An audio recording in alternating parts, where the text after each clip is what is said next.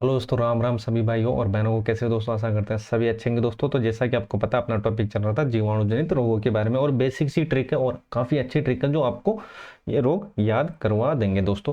तो एक बार फिर देख लेते हैं जीवाणु जनित रोग याद करने की बेहतरीन ट्रिक क्या होने वाली है। तो देखो, सबसे पहले आपको याद रखना है, न्यूयॉर्क को क्वालिटी फॉर प्लेन की डिमांड है so go and shift. So go and shift किसकी बात हो रही है? जीवाणु जनित की। किसकी? जीवाणु जनित की। जीवाणु जनित रोगों को याद करने की ये बेसिक ट्रिक है दोस्तों। न्यूयॉर्क को काले T4 प्लेन की डिमांड है, मतलब वहां पर क्या दोस्तों, प्लेन की कमी है तो उसको डिमांड है। तो सो गो एंड शिप। तो देखो, न्यूयॉर्क से निमोनिया और को से क्या हो जाएगा? क्रोड हो जाएगा, जिसको बोलेंगे क्या? कुष्ठ रोग। और काले को बोलेंगे, काले से हो जाएगा दोस्तों, काले से रिलेट करेंगे तो काले काशी हो जाएगी। T4 मतलब इसके अंदर चार रोग होंगे। टी से हो जाएगा टिटनेस, टीबी, टाइफाइड और trachoma. Tetanus, TB, typhoid, trachoma. और की का कोई रोल नहीं रहेगा। डिमांड से हो जाएगा डिप्थीरिया, और ऐसे हो जाएगा हेजा। सो से हो जाएगा सुजाक, और गो से हो जाएगा गोनेरिया, और सिप क्या हो जाएगा? सिफिलिस हो जाएगा। एक एक रोग के बारे में हम बिल्कुल बेसिक से पढ़ने वाले हैं। निमोनिया किस जीवाणु के कारण होता है, इसका क्या निदान है? क्रोड किस कारण होता है? काली काशी किस कारण होती है? वो सारा कुछ हमने पढ़ लिया है दोस्तों। और थोड़ा बहुत अब जो बाकी बचे हैं वो आज हम पढ़ने वाले हैं। और चैनल पर नहीं हो, अपने भाई को सपोर्ट जरूर करना दोस्तों। आप लोगों को प्यार और सपोर्ट हमेशा बना रखिए। इससे रिलेटेड मैं वीडियो लेकर आता रहता हूँ और अपने भाइयों की मदद करता रहता हूँ। तो चलते हैं अब आगे। यहाँ तक चीज़ें आपको समझ में आ गई, बेसिक ट्रिक सी ट्रिक है। और जहाँ ट्रिक का इस्तेमाल होगा दोस्तों, वहाँ हम ट्रिक इस्तेमाल करने वाले। और दोस्तों, आपके जूनियर अकाउंट में 25 क्वेश्चनों में से पूरे 25 क्वेश्चन यहाँ से मिलने वाले। एक भी क्वेश्चन बाहर नहीं जाएगा, मतलब 25 में से 25 मैं पूरी कोशिश करूंगा कि एक भी कुछ क्वेश्चन यहाँ से बाहर नहीं जाए। और 75 नंबर का 75 नंबर यहाँ से आपको मिलने वाले हैं। 75 नंबर यहाँ से आपको मिलने वाले हैं। और ये जो नोट्स है दोस्तों, बिल्कुल एग्जाम ओरिएंटेड है। एक भी टॉपिक मैंने यहाँ से बाहर मतलब छोड़ा नहीं है, पूरा जितना कवर हो सके। और उससे भी अगर एडिशनल कोई चीज़ें ऐड होती है वो भी मैं ऐड करके आपके सामने लेकर आऊँगा। तो चैनल पर नहीं हो, अपने भाई को सपोर्ट जरूर करना। अब चलते हैं सीधे अपने टॉपिक की ओर। यहाँ तक हमने पढ़ लिया था तो काली काशी इसके बारे में हमने देख लिया था। अब बात करते हैं आज किसके बारे में। देखो, टिटनेस हो गया था, धनुषा का रोग है ये। और उपचार के बारे में बात कर ली थी, टीबी। टीबी के बारे में दोस्तों, तो इस देखो, टीबी को तपेदिक बोलो, यक्ष्मा बोलो, ये क्षयरोग, ये एक ही बात है, कंफ्यूज मत होना। इनके प्रशिक्षण, उपचार, इनके बारे में हमने देख लिया था। तो अब बात करते हैं आगे, जो बचे हुए रोग हैं उनके बारे में आज हम बात करने वाले। तो टाइफाइड, क्या? टाइफाइड। तो टाइफाइड सबसे पहले देखते हैं, टाइफाइड किस कारण फैलता है, इसका प्रशिक्षण क्या है, इसका टीका क्या है, इसका निदान क्या है, सारा कुछ हम पढ़ने वाले हैं। कौन सा अंग इससे प्रभावित होने वाला। दो टाइफाइड, टाइफाइड की बात करते हैं तो टाइफाइड को बोलते हैं क्या? मोती जर्रा, या पानी जर्रा, या मियादी बुखार। तीनों ही एक है। इनको मोती जर्रा बोलते हैं, पानी जरा भी बोलते हैं, और मियादी बुखार भी बोलते हैं। तो आपको पता होगा इसके बारे में। पानी जरा जो देसी भाषा में बोला जाता है, देखो इसमें छोटे आंत में संक्रमण होता है, इसलिए इसे आंत बुखार भी बोलते हैं। आंत बुखार अगर आपको पूछा जाए साथियों, तो आंत बुखार होती है टाइफाइड के अंदर। कहाँ होती है? टाइफाइड के अंदर होती है। बिल्कुल बेसिक सी बातें हैं। आंत्र बुखार, आंत्र बुखार, आंत्र बुखार, आंत्र बुखार, ये चीजें आपको याद रखना है। आंत्र बुखार टाइफाइड, आंत्र बुखार टाइफाइड। और देखो, इसके बैक्टीरिया की बात करते हैं, प्रशिक्षण की भी बात करेंगे, और इसमें कौन सा टीका लगता है और कौन सा अंग इसमें प्रभावित होता है। तो इसके बैक्टीरिया की बात करते हैं तो बैक्टीरिया होगा साल्मोनेला टाइफी। काफी बार पूछ लिया जाता है। तो देखो कि टाइफाइड किस बैक्टीरिया के कारण होता है, तो याद रखना type salmonella typhi, salmonella typhi. तो इसमें दोस्तों तेज बुखार आती है और पेट खराब रहता है। प्रशिक्षण, अगर प्रशिक्षण की बात करें कौन, तो विडाल टेस्ट होता है, ये टाइफाइड से रिलेटेड है। विडाल किससे? टाइफाइड से। अगर टाइफाइड की जांच कराना है तो विडाल टेस्ट करवाना होगा। टीके की बात करता हूँ तो TAB वैक्सीन होती है, वो लगती है।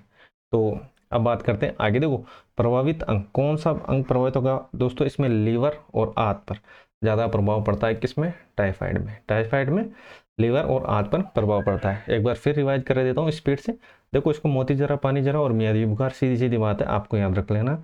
और इसमें छोटी आंत में अधिक संक्रमण होता है, तो इसलिए आंत्र बुखार भी बोलते हैं। अगर पूछ लिया जाए कि आंत्र बुखार किसको बोलते हैं, तो टाइफाइड अपना आंसर होने वाला है। टाइफाइड अपना आंसर होने वाला है। चैनल पर नहीं, अपने भाई को सपोर्ट करना नहीं भूले दोस्तों, आप लोग ही मेरी ताकत हो।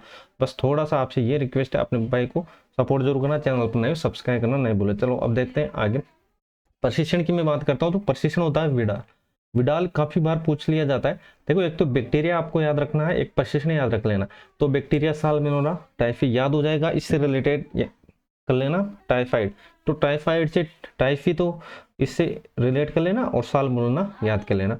तेज बुखार होती है, पेट खराब होता है, प्रशिक्षण हो जाएगा विडाल टेस्ट। टीके की बात करता हूँ तो टेब वैक्सीन हो जाएगा, जिसको बोलते हैं टोपिड ए बी पार्टी पोहिब। तो ये चीजें आपको याद रखनी है। तो अब देखते हैं आगे। चलो भाई, अब ट्रेकोमा। ट्रेकोमा क्या है? देखो ट्रोकोमा और ग्लूकोमा ये आंखों से रिलेटेड है, याद रखना। ट्रेकोमा और ग्लूकोमा, ग्लूकोमा भी एक रोग है जो इसको याद रखना। ट्रेकोमा और ग्लूकोमा ये आंखों से रिलेटेड है। किससे रिलेटेड है? आंखों से रिलेटेड।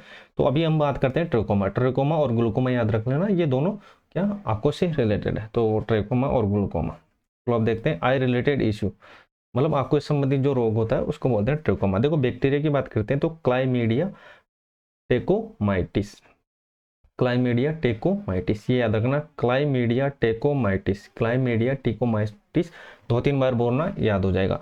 और इससे दोस्तों क्या होता है, आंखों में जलन होती है, आंखों में लालपन आ जाता है, और आंखों में पानी आने लगता है। तो ये चीजें आपको याद रखना है दोस्तों। और इसके उपाय क्या है? एंटीबायोटिक आई ड्रॉप आती है, ये इसके उपचार के लिए संभव, मतलब अगर आपको ट्रेकोमा है तो आप आई ड्रॉप डाल लेना, मतलब ये इसकी उपचार है। तो ये चीजें यहाँ तक समझ में आ गई, बेसिक सी चीजें, इसमें मैंने कुछ एक्स्ट्रा ऐड किया नहीं है दोस्तों। तो ट्रेकोमा ट्रेको आई रिलेटेड है, क्लाइमीडिया टेकोमाइसिस ये याद रख लेना। देखो इसके बैक्टीरिया को याद रख लेना। ट्रेकोमा आपको पता है, ट्रेकोमा ग्लूकोमा आगू से रिलेटेड, आग में जलन होती है, लालपन आ जाता है और आंखों में पानी आने लगता है। और इसकी एंटीबायोटिक क्या है? एंटीबायोटिक आई ड्रॉप है। बेसिक सी चीजें। चलो अब देखते हैं आगे। यहाँ तक चीजें समझ में आ गई होगी दोस्तों। चैनल पर नए अपने भाई को सपोर्ट जरूर करना और सब्सक्राइब करना नहीं भूलें। चलो देखते हैं प्लेग रोग के बारे में। देखो प्लेग रोग, प्लेग को बोलते हैं काली मौत, काली मौत बोलते हैं। क्या बोलते हैं? काली मौत बोलते हैं। चलो अब देखते हैं आगे। देखो 1994 में last seen in Gujarat, last seen in Gujarat मतलब अंतिम बार गुजरात में देखा गया था। गुजरात अहमदाबाद में बड़ी महामारी के तौर पर देखा गया था। 1994 की बात हो रही है। किसकी? 1994 की बात हो रही है। देखो चूहे पर पाए जाने वाले पिप्सू के काटने से फैलता था ये रोग। कौन सा?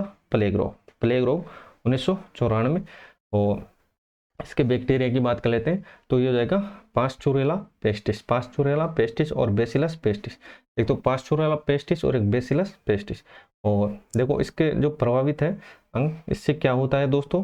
प्लेग होता है तो उसमें क्या क्या इफेक्ट पड़ता है शरीर पे? देखो जांग, गर्दन और इन पर गांठें बन जाती है, जिससे मृत्यु भी संभव है, मतलब इससे मृत्यु भी हो सकती है। जांग और गर्दन पर गांठें बन जाती है, इससे मृत्यु भी संभव है। इनका उपाय क्या है?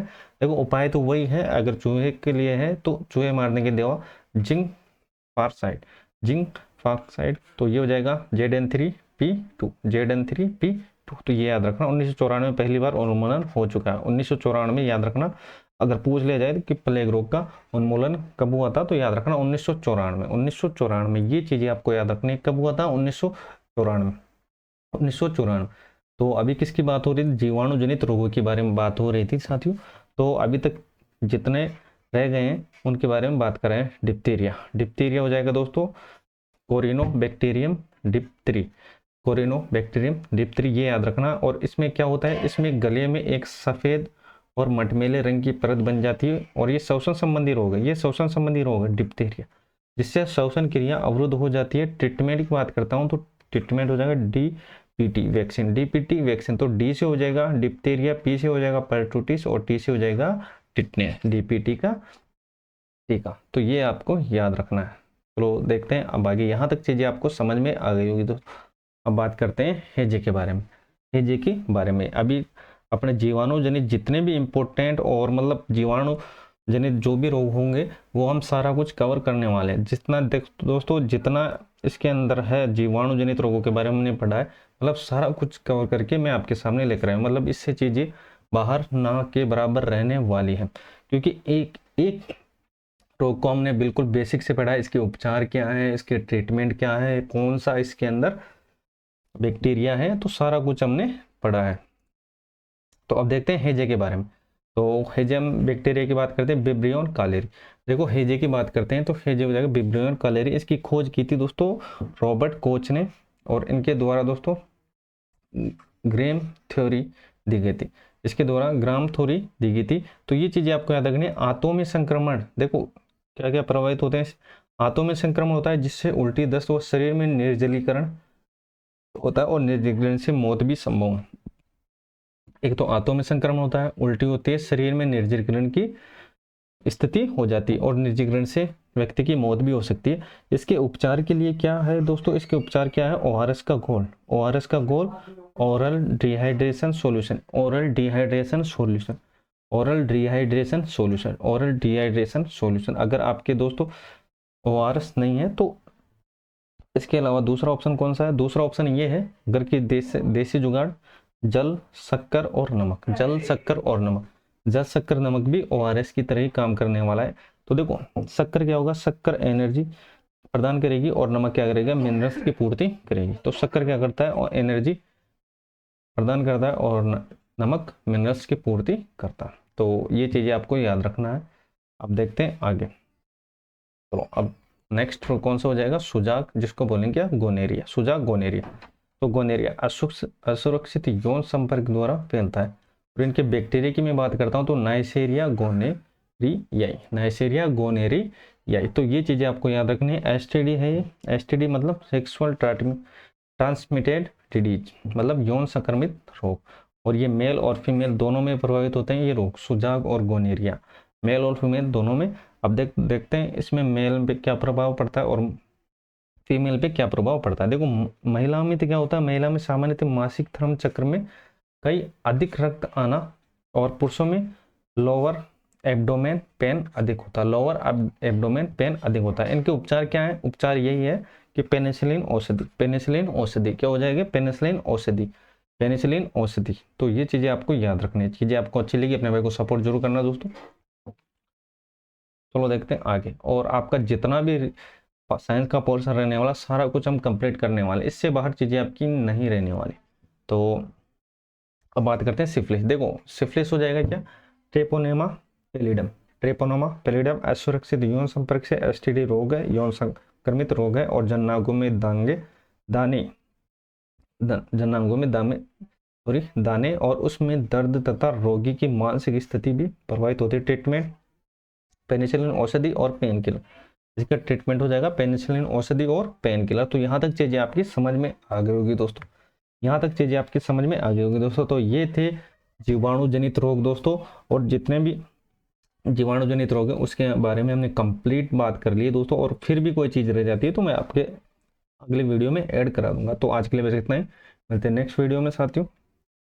तो आज के लिए बस इतना ही। जय हिंद, जय भारत।